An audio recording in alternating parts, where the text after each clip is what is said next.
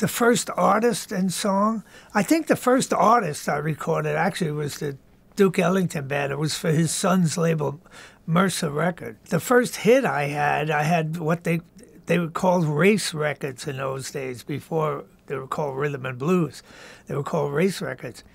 And Herb Abramson, who was one of the owners of Atlantic Records, I was working on a Saturday, called the studio, and I was the only one there. And he said, "Al, do you have time this afternoon?"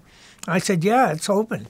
So he said, "Great." So he brought a group called the Clovers over, and we did 2 songs.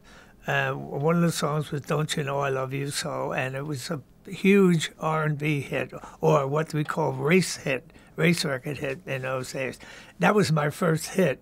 I just, I guess by reputation, and you start doing stuff, and people, I want the guy who did Breezin' with George Benson, or I want to work with the engineer who did Unforgettable with Natalie Cole. In 1962, I left engineering and became a producer at RCA.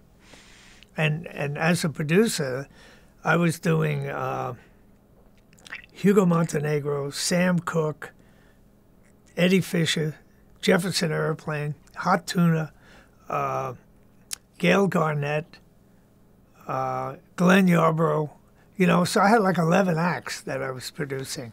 So that was, I started getting a reputation of being a producer. I was doing well and making some hits, especially with Sam Cooke, which, as an engineer, I recorded most of his big hits. So now his producers, Hugo and Luigi, they were the guys that produced him, and they were very successful guys. They started their own label, Atco Records. And so when they left, Sam said, "Well, I've been working with Al a lot, so I'd like to have Al produce me." So I didn't get any better than that. Yeah, you do have to pay your dues, but I got to tell you, when I talk to schools and young engineers and they ask for advice, I always tell them to, follow your heart. Don't give up no matter what, because you never know when that little break is going to happen and all of a sudden your career will expand.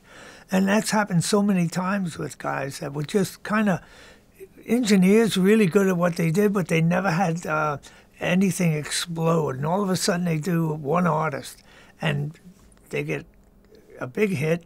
The artist gets successful. They keep doing that artist, and other people want to work with them. And that's how the career opens up. It's by reputation. I always tell them, get up in the morning, take a shower, make sure you look good when you come to work, that you're not smelling, and you pay attention to everything that's going around you. And always make friends with the musicians.